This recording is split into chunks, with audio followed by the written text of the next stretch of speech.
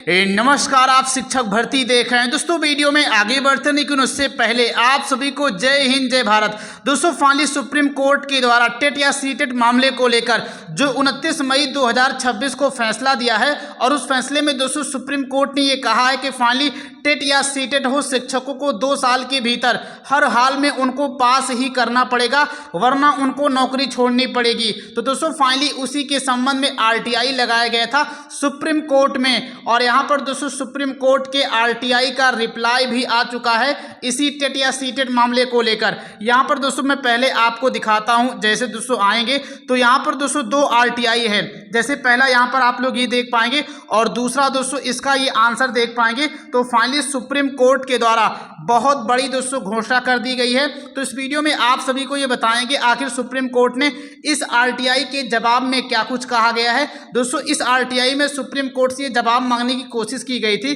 कि जो आपने अपना 29 मई का टेट या सीटेट पर फैसला दिया है कि सभी शिक्षकों को टेट पास करना ही पड़ेगा, ये किस हद तक सही है और क्या जो आप बात कर रहे हैं वो 2009 के पहले वाले शिक्षकों की बात हो रही है या सभी शिक्षकों की बात हो रही है या जिनकी नियुक्ति 2009 या 10 के बाद हुई है, केवल आपका फैसला उन पर लागू होगा। तो इस वीडियो के माध्यम से आप सभी को पूरी जानकारी बताएंगे इसके संबंध में। दोस्तों ये पूरा का पूरा आरटीआई जो है निकल के आ चुका है। दोस्तों वीडियो में आगे बढ़ते हैं लेकिन उससे पहले अगर आप लोग हमारे इस चैनल पे नए हैं, चैनल को सब्सक्राइब या फॉलो जरूर कर लें, क्योंकि इसी चैनल के माध्यम से आप सभी को आने वाले समय में टेट मामले को लेकर कोई भी जानकारी होगी तुरंत और सबसे पहले आपको हमारे इसी चैनल के माध्यम से जानकारी बताई जाएगी। दोस्तों फाइनली अगर आप लोगों ने सीटेट परीक्षा साल 2026 में आवेदन किया है और बहुत ही कम समय में आप लोग इसकी तैयारी करना चाहते हैं तो फाइनली अग्रवाल एग्जाम कार्ड की तरफ से मार्केट में दोस्तों गाइड बुक और सॉल्व पेपर को लॉन्च कर दिया गया है। यहाँ पर दोस्तों आप लोग देख पाएंगे ये संपूर्ण स्टडी बुक रहने वाला, इसमें सभी टॉपिक को कवर किया गया है बिना किसी सस्ते समझौते के। बानी इंडिया की सबसे सच्ची सीटेट बुक जो आपके सिलेक्शन से कोई कॉम्प्रोमाइज नहीं करती है। इसमें दोस्तों सभी टॉपिक को कवर किया गया, केंद्रीय शिक्षक पात्रता परीक्षा। और दोस्तों कमाल की बात यह कि कक्षा 1 से लेकर 5 और 6 से लेकर 8 दोनों भाषाओं में यानी हिंदी और अंग्रेजी में उपलब्ध है संपूर्ण स्टडी बुक। गणित हो गया, प्रवर्धनीय हो गया, बाल विकास एवं शिक्षा शास्त्र, इंग्लिश और हिंदी सभी चीज़ों को इसमें कवर किया गया है। यहाँ पर दोस्तों आएंगे तो आप लोग देख पाएंगे ये सिलेबस है और इसमें दोस्तों अध्याय संपूर्ण थ्योरी बिल्कुल दी गई है। आप लोग थ्योरी पढ़ करके हर एक चीज़ अच्छे तरीके से समझ सकते हैं। आगे हिंदी भाषा, शिक्षा शास्त्र, इंग्लिश लैंग्वेज, पेडोलॉजी हो गया जो अक्सर आप लोग के एग्जाम में अधिक पूछा जाता है, गणित हो गया, शिक्षा शास्त्र हो गया। अब चलते हैं आप सभी को बुक के अंदर का कंटेंट दिखाते हैं। तो यहाँ पर दोस्तों आप लोग देख पाएंगे ये बुक के अंदर का कंटेंट है, बिल्कुल सब कुछ वैसे दिया गया है आयोग के सिलेबस के अनुसार जो आप लोगों के एग्जाम में अक्सर जिन जिन टॉपिक से क्वेश्चन पूछे ही जाते हैं। बाकी यहाँ पर आप लोग स्क्रीन पर इस बुक की क्वालिटी, कंटेंट और प्रिंटिंग जो अच्छे तरीके से देख सकते हैं। पूरा का पूरा दोस्तों क्लियर ये फॉर्मेट में दिया गया है। दोस्तों जो आप लोग स्क्रीन पर देख रहे हैं ये सीटेट गाइड बुक है अग्रवाल एग्जाम कार्ड की तरफ से। सस्ते दाम के चक्कर में पब्लिशर्स अधूरी थ्योरी दे करके अभ्यर्थियों के साल को खराब कर देते हैं, पर अग्रवाल एग्जाम कार्ड की तरफ से लॉन्च की गई ये सभी बुक आपके भविष्य से कॉम्प्रोमाइज नहीं करती हैं। और गाइड बुक में 100% कंप्लीट थ्योरी प्लस पूरी एनसीईआरटी है जिसने हजारों अभ्यर्थियों को फर्स्ट अटेम्प्ट में ही क्रैक करवाया है। तो दोस्तों ये रही संपूर्ण स्टडी बुक। और इसके अलावा दोस्तों फाइनली अग्रवाल एग्जाम कार्ड की तरफ से स्टडी बुक के बाद आप लोग की बेहतरीन तैयारी करने के लिए कक्षा 1 से लेकर 5 हो गया या कक्षा 6 से लेकर 8 हो गया, सॉल्व पेपर भी उपलब्ध कराए गए हैं। और ये सॉल्व पेपर भी दोस्तों स्टडी बुक की तरह ही हिंदी और अंग्रेजी दोनों भाषाओं में ऑफिशियल वेबसाइट पर उपलब्ध हैं। यहाँ पर दोस्तों देख पाएंगे इसमें करीब 26 से अधिक जो है सॉल्व पेपर को उपलब्ध कराया गया है, यानी पेपर तो दिया ही गया है, उसके अलावा उस प्रश्न का आंसर भी बताया गया है ताकि आप लोग थ्योरी को अच्छे तरीके से पढ़ करके समझ पाएं। सॉल्व पेपर की खास बात यह है कि बाकी किताबों में पेडोलॉजी के आंसर गलत हैं और सॉल्यूशन के नाम पर बस क्वेश्चंस रिपीट हैं। सॉल्व इस पेपर में 2011 से लेकर 2026 तक के सभी 26 पेपर को 100% एक्यूरेट और डिटेल सॉल्यूशन है ताकि अभ्यर्थियों को सही अप्रोच मिल सके। तो दोस्तों फाइनली अगर आप लोग इन सभी बुक को परचेज करना चाहते हैं, हिंदी या अंग्रेजी दोनों भाषाओं में कक्षा 1 से लेकर 8 के बीच उपलब्ध है, तो इसका लिंक मैंने डिस्क्रिप्शन बॉक्स में दे दिया है। आप लोग जैसे उस लिंक पर क्लिक करेंगे अग्रवाल एग्जाम कार्ड की ऑफिशियल वेबसाइट पर जाकर ऑनलाइन परचेज करके घर बैठे बुक मंगवा सकते हैं।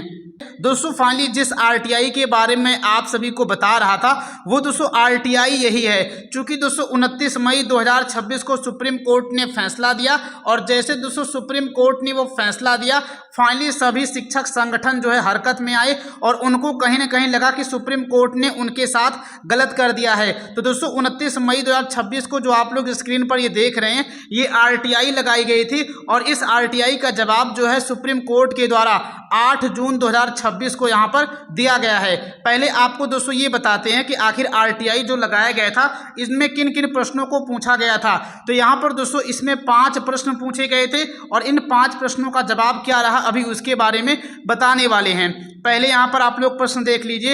ये दोस्तों आरटीआई लगाया गया था 2005 अधिनियम के तहत। आगे दोस्तों देख पाएंगे ये सुप्रीम कोर्ट को लगाया गया था लोक सूचना अधिकारी को।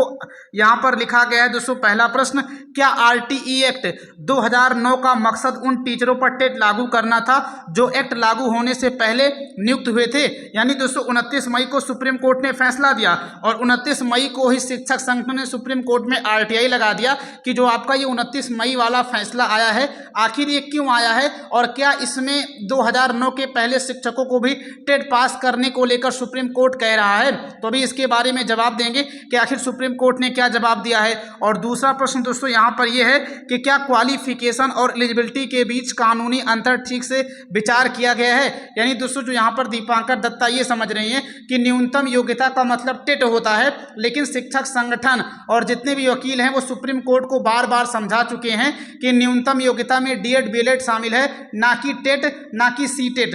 तो यहाँ पर दोस्तों देखेंगे उसके बारे में पूछा गया है कि क्वालिफिकेशन और जो एलिजिबिलिटी टेस्ट होता है इनमें क्या अंतर होता है। सुप्रीम कोर्ट हमें ये बताने का प्रयास करेंगे। तो अभी इस प्रश्न के बारे में जानकारी देंगे आखिर सुप्रीम कोर्ट ने इसका क्या उत्तर दिया है। और तीसरे पॉइंट में दोस्तों यहाँ पर देख पाएंगे ये लिखा गया है कि क्या इस मामले की जांच संविधान के आर्टिकल 14 और 16 के संदर्भ में की गई है या नहीं की गई है।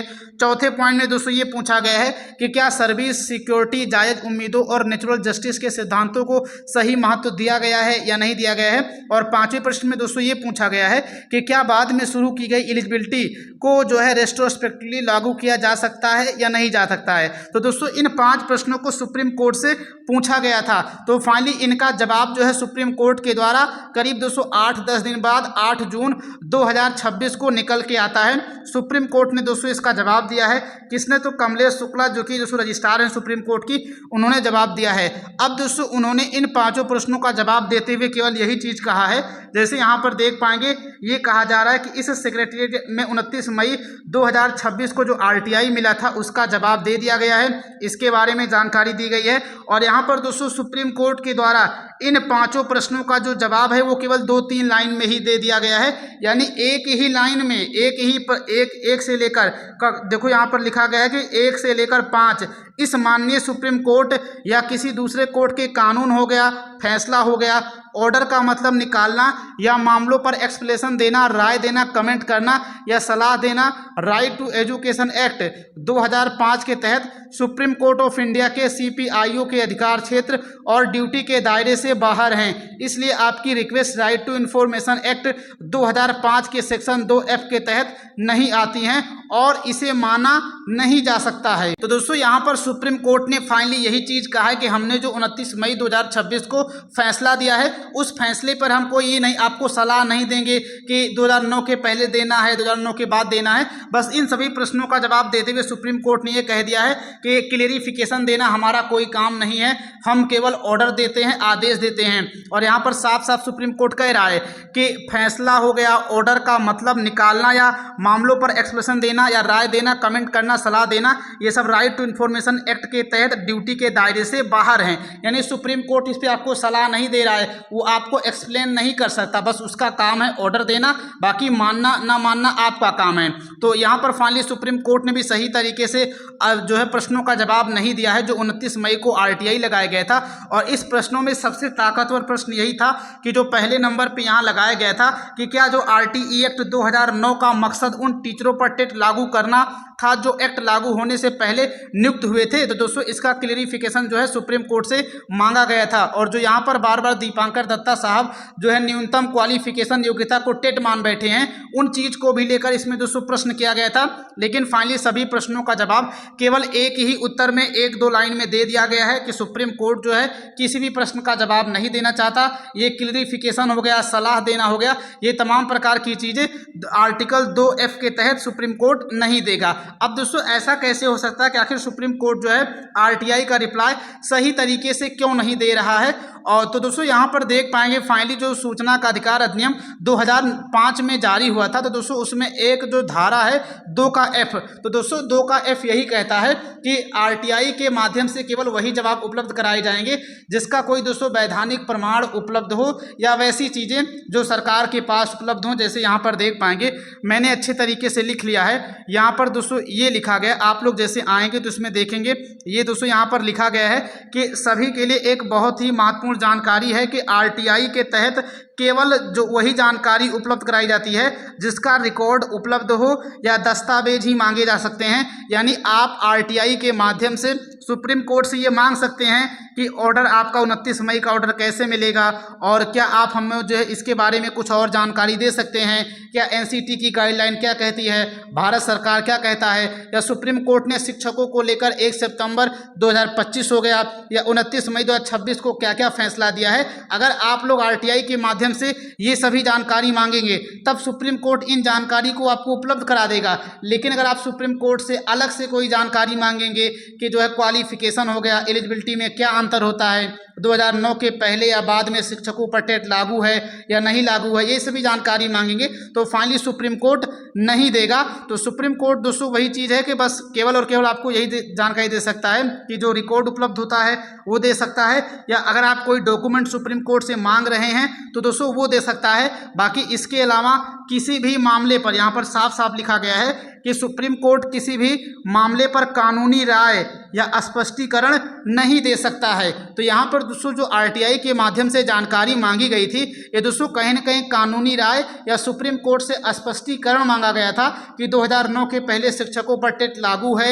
या नहीं लागू है, या दोस्तों क्वालिफिकेशन और एलिजिबिलिटी में क्या अंतर होता है। ये सारी की सारी चीज़ें सुप्रीम कोर्ट से स्पष्टीकरण के रूप में ही मांगी गई थी। तो ये सभी चीज़ें सुप्रीम कोर्ट ने स्पष्टीकरण की कैटेगरी में रखते हुए RTI का सही तरीके से जवाब नहीं दिया है और कहा है कि ये जो है कानून के दायरे से या दोस्तों सूचना के अधिकार अधिनियम के दायरे से बाहर आता है, ऐसे में हम इसका कोई भी जवाब नहीं दे सकते हैं। तो दोस्तों फाइनली सुप्रीम कोर्ट ने RTI के रिप्लाई का भी सही तरीके से जवाब नहीं दिया है।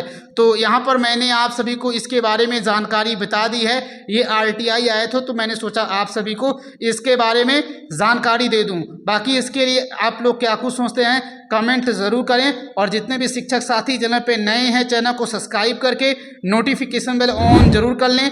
मिलते हैं फिर किसी नए वीडियो में। जय हिंद, जय भारत, जय शिक्षक संघ।